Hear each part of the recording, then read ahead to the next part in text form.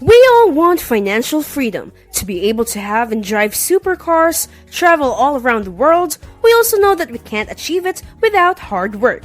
Hedging is one of those ways that will help to follow your dreams when it comes to investing. Although it may sound like the term hedging refers to something that is done by your gardening-obsessed neighbor, it's actually a method for protecting your investments. Welcome back to Stock Market Catalyst, where we help to explain various methods that will help you on your road to financial freedom. Today, we're diving into a crucial concept, hedging. Whether you're a seasoned investor or just starting out, understanding hedging can provide you with valuable tools to manage risk. So, let's jump right in.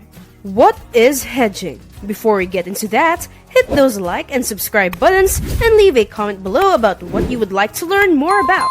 That will encourage me a lot to post more.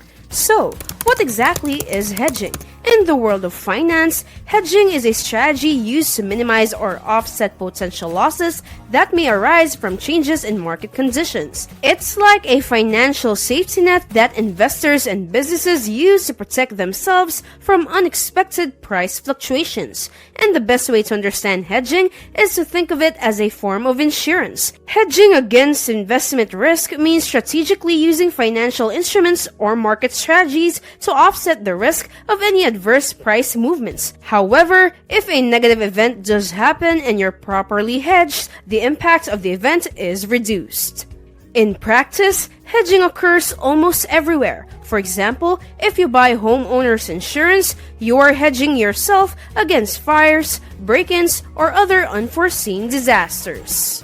Types of hedging. There are several ways to hedge, and each method serves a specific purpose. The most common types of hedges include futures contracts, options, and swaps. Futures contracts allow you to lock in a price for a future date, while options give you a right but not the obligation to buy or sell at a predetermined price. Swaps involve exchanging cash flows based on different variables.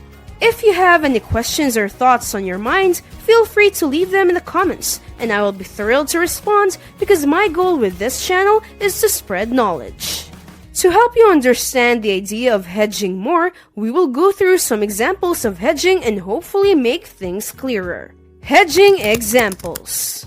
Imagine you're a coffee shop owner and you're worried about the price of coffee beans increasing. To hedge against this, you could enter into a futures contract to buy coffee beans at a fixed price. This way, even if the market price rises, you're protected. A classic example of hedging involves a wheat farmer in the wheat futures market. The farmer plants his seeds in the spring and sells his harvest in the fall. In the intervening months, the farmer is subject to the price risk that wheat will be cheaper in the fall than it is now. While the farmer wants to make as much money as possible from his harvest, he does not want to speculate on the price of wheat. So, when he plants his wheat, he can also sell a 6-month futures contract at the current price of $40 a bushel. This is known as a forward hedge. Suppose that 6 months pass and the farmer is ready to harvest and sell his wheat at the prevailing market price. The market price has indeed dropped to just $32 per bushel.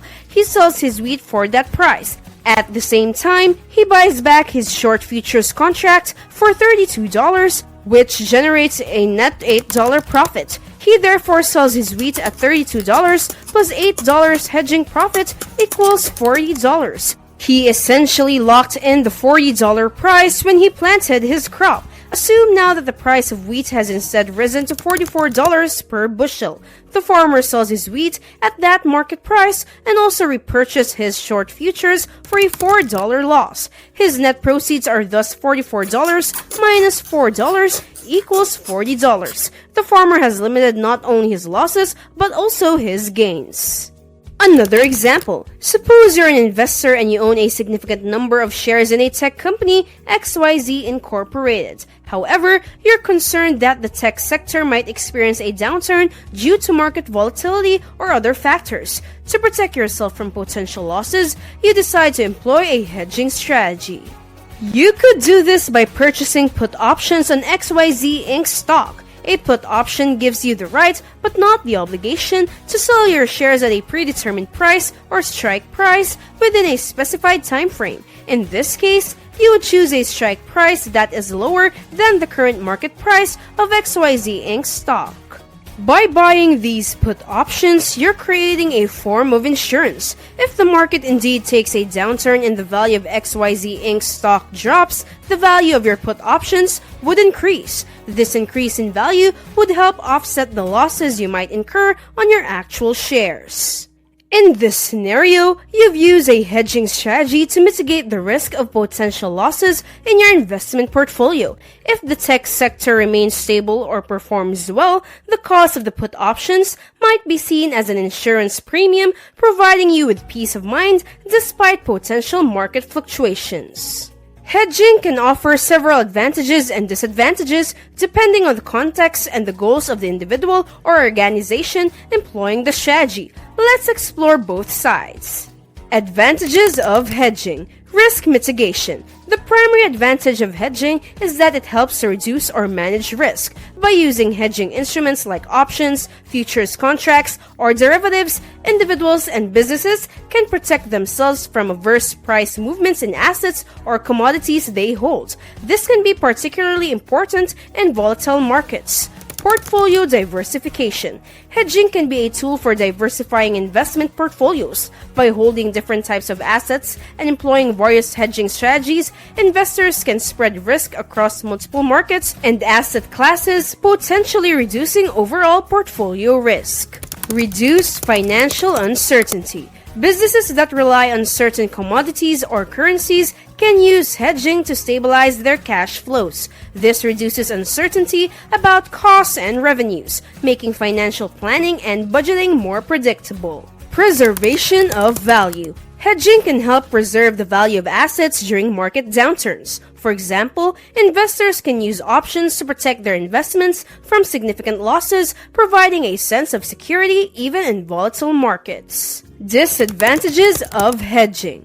Costs. Hedging strategies often come with costs such as transaction fees, premiums, or the potential for missed opportunities. If the anticipated market movement doesn't materialize, these costs can reduce potential gains. Complexity. Many hedging strategies involve complex financial instruments, derivatives, or options. This complexity can lead to misunderstandings, mistakes, and unexpected outcomes if not properly understood and executed.